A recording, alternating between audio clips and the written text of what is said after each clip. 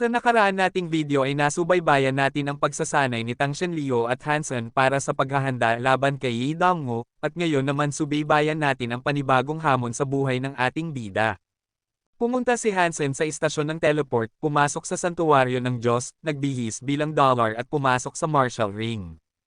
Sa gitna ng martial ring ay itinayo ang isang higanting banal na steel na 100 beses na mas maganda kaysa sa martial steel. Sa ilalim ng pagbabantay ng mga tao mula sa Steel Armor Shelter, pumasok si Hansen sa banal na steel at na-teleport sa isang malaking martial ring, chosen martial ring. Sa lahat ng mga kanlungan ng santuwaryo ng Diyos, mayroong katulad na sagradong steel kung saan na ipapakita ang imahe ng piniling pabilog na pandigma. Sa sandaling ito, ang mga kampyon mula sa lahat ng mga kanlungan ay pumapasok sa chosen martial ring mula sa banal na steel. Nalaman ni Hansen kung gaano kalaki ang populasyon ng Alliance at kung gaano kalaki ang First God Sanctuary nang pumasok siya sa Chosen Martial Ring.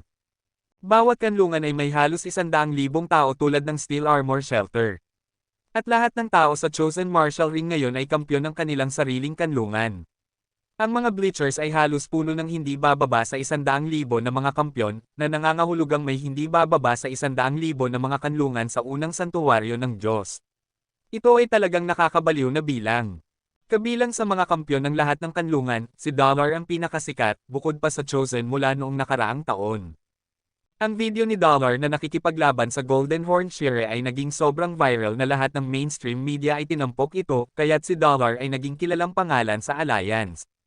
Maraming tao ang mapanlikhang tumitingin kay Hansen, habang nagtataka kung ano talaga ang kalagayan ni Dollar. Ngunit ito ay higit na dahil sa kuryosidad. Lahat sila ay napanood ang video na may starring na si Hansen. Bagaman kahanga-hanga ang kwento, hindi naman talaga nagpakita ng maraming lakas si Dollar noong panahong iyon. Maganda ang kanyang mga Sacred Blood Beast Souls pero siya mismo, hindi gaano. Noong panahong iyon, si Hansen ay napakalayo sa likuran ng mga kampyon ng lahat ng kanlungan. Nang isara ang daan patungo sa Chosen Martial Ring, lumabas na sa banal na steel ang listahan ng laban. Ang mga pangalan sa listahan ay ang mga iniwan ng mga kampyon sa mga martial steles. Mabilis na hinanap ni Hansen ang Dollar sa listahan at agad niya itong natagpuan. Ang salita ay tumayo sa kanya sa isang dahilan at ang iba ay natagpuan din ang kanilang mga pangalan.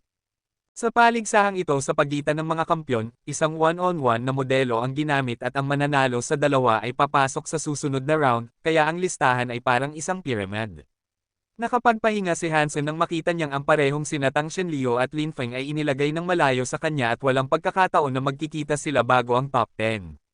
Muling sinuri ni Hansen ang listahan at may isa pang pangalan na tumama sa kanyang mata.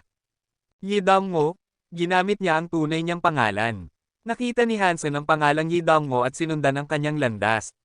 Bigla siyang nagulat. Kung pareho silang mananalo, makikipaglaban sila para sa pagkakataong maging pinili.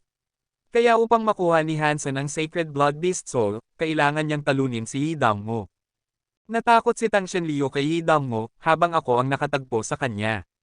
Yi Dongho, malas ka. Kung hindi pa dumating si Tang Shenleo sa akin, baka matalo ako. Pero ngayon iba na. Baka ako ang napili, iniisip ni Hansen ng masaya. Marahil ang iba ay matatakot kay Yi Dongho, ngunit kumpiyansa siya na kaya niyang talunin si Yi Dongho matapos mapanood ang mga video. Ang Chosen Martial Ring ay nahahati sa 1,000 yugto na nakapatong-patong sa isa't isa. Bawat oras, 1,000 pares ang maaaring maglaban ng sabay-sabay. Si Hansen ay nasa huling laban kaya't unang pinanood niya ang ibang mga laban, lalo na ang kay Yi Dongho. Kailangan niyang malaman kung gaano nakalaki ang pagbuti ni Yi Dongho kumpara sa kanyang pagganap sa mga video. Ang laban ni Yi Dongho sa round na ito ay medyo huli rin. Nanunood si Hansen ng ilang laban at nagulat siya dahil walang dapat maliitin sa paligsahang ito. Napanood din niya ang unang laban ni Tang Shenleo. Walang laban ang kanyang kalaban sa kanyang matinding kasanayan sa malaking espada. Pagkatapos magbago ng anyo si Tang Shenleo, halos hindi na lumaban ang kanyang kalaban. Ang mga teknik at lakas ni Tang Shenleo ay parehong kahanga-hanga sa laban. Si Lin Feng na mas pinagtutuunan pa ng pansin ni Hansen ay nanalo rin sa kanyang laban, ngunit hindi talaga naintindihan ni Hansen kung paano siya nanalo. Ang kanyang kalaban ay isang walang pangalan, pero si Lin Feng ay nanalo lamang sa napakaliit na agwat. Maaaring isipin ni Hansen na sa mga ulat kinabukasan, ilalarawan ang kalaban ni Lin Feng bilang nagkaroon ng isang marangal na pagkatalo. Ngunit sa hindi malamang dahilan, mas nakaramdam ng banta si Hansen kay Lin Feng kaysa kay Tang. Sa wakas, dumating na ang pagkakataon ni Idammo. Hindi siya kilala sa mga oras na iyon. Bagaman apo siya ni Senador Yi, kaunti lamang ang nakakaalam na siya ay sumasali sa patimpalak. Sa wakas, ito ang kanyang unang paligsahan. Gayunpaman, ang kanyang kalaban ay isang sikat na tao na pumangalawa noong nakaraang pagkakataon, na may palayaw na Dragon Swordsman. Napakagwapo ni Dragon Swordsman at mahusay sa paggamit ng espada. Sa dami ng mga babaeng tagahanga sa alyansa, siya ay labis na sikat sa lahat ng mga napili. Ang laban ng Dragon Swordsman ay likas na mataas ang profile. Maraming tao ang naniniwala na may pagkakataon siyang makapasok sa top 3 ngayong taon at lahat ng mga babae ay sumusuporta sa kanya. Kaunti ang nagbigay pansin kay Yi Dongmo, ang kanyang kalaban. Ngunit 10 segundo mula nang magsimula ang laban, lahat ay nagulat. Bago pa makalabas ng espada si Dragon Swordsman, nakuha na ni Yi Dongmo ang kanyang kutsilyo at sinaksak siya. Habang pinapanood ang Dragon Swordsman na bumabagsak, tahimik ang mga manunood. Ang kanyang mga babaeng tagahanga ay punong-puno ng luha at may mga kamay sa kanilang mga bibig, hindi matanggap ang kanilang nakita. Isa sa mga napili noong nakaraang taon, ang Dragon Swordsman ay napatay sa kanyang unang laban. Siguradong magiging headline iyon kinabukasan. Ito na ang lahat ng kailangan para makilala si Yi Dongmo sa buong alyansa. Si Hansen ay kalmado. Bagaman may ilang pag-unlad na nagawa si Yi Dongmo, hindi pa rin nauunawaan ng batang mayamang ito ang diwa ng pagpatay. Turno na ni Hansen. Ang kalaban niya ay isang lalaking tinatawag na Laban.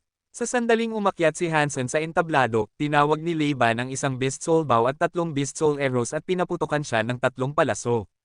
Ang 3 palaso ay halos sabay-sabay na lumipad patungo kay Hansen. Nagulat si Hansen. Si Laban ay kasing galing sa pagpapanagaya niya, at mayroon pang mas magagandang teknik kaysa sa kanya. Batay sa hitsura ng kanyang pana, malamang ito ay isang sagradong buhay na kaluluwa ng hayop at 2 sa 3 palaso ay madilim na berde, kaya malamang na nakakalaso ng mga ito tulad ng kanyang mutant na itim na palaso. Ang ikatlong palaso ay gawa sa asul na kristal at parang kayang punitin ang hangin kapag nasa ere, na nagmumungkahi na ito ay maaaring isang Sacred Blood Beast Soul Arrow. Talagang walang mahihina dito. Mabilis na iniiwasan ni Hansen ang pinakamalakas na asul na kristal na palaso at tinawag ang kanyang mutant na Softflesh Spear upang hadlangan ang iba pang 2 palaso. Nararamdaman ni Hansen ang isang malakas na pagsabog ng magbanggaan ng mga palaso at ang kanyang sibat. Halos mahulog ang sibat mula sa kanyang kamay. Mahusay na mamana at maganda ang mga armas, naisip ni Hansen sa paghanga. Pinigan niya ang sibat at lumapit kay Laban. Si Laban ay hindi lamang mabilis, kundi kaya ring makapagpana habang tumatakbo. Ang mga palaso ay hindi naapektuhan ng kanyang paggalaw. Hindi nagtagumpay si Hansen na matrap si Laban gamit ang kanyang sibat, kaya't kinailangan niyang habulin si Laban habang iniiwasan ang kanyang mga palaso. Si Hansen ay labis na nirerespeto ang kalabang ito, na may mas mahusay na galaw ng paa kaysa sa kanya at kayang magpana sa lahat ng posisyon habang kumikilos ng may malaking lakas at katumpakan. Si Hansen ay nagtrabaho rin ng mabuti sa pagmamana ng palaso, ngunit kaya lamang niya makapagpalaso kapag nakatayo. Ang kanyang katumpakan ay labis na babagsak kung susubukan niyang gumalaw. Si Laban ay talagang mas malakas sa kanya sa pagbaril ng palaso, kaya't hindi nagmamadali si Hansen na tapusin ang laban. Sa halip, sinimulan niyang obserbahan ang kanyang kalaban at matuto mula rito. Sa First God Sanctuary, medyo nadismaya ang mga tao kay Dollar, maliban sa kanyang mga hardcore fans. Dahil ang laban sa isang hindi kilalang tao ay nagdulot sa kanya ng napakaraming pagsisikap, tila wala sa Dollar ang kinakailangan upang maging chosen.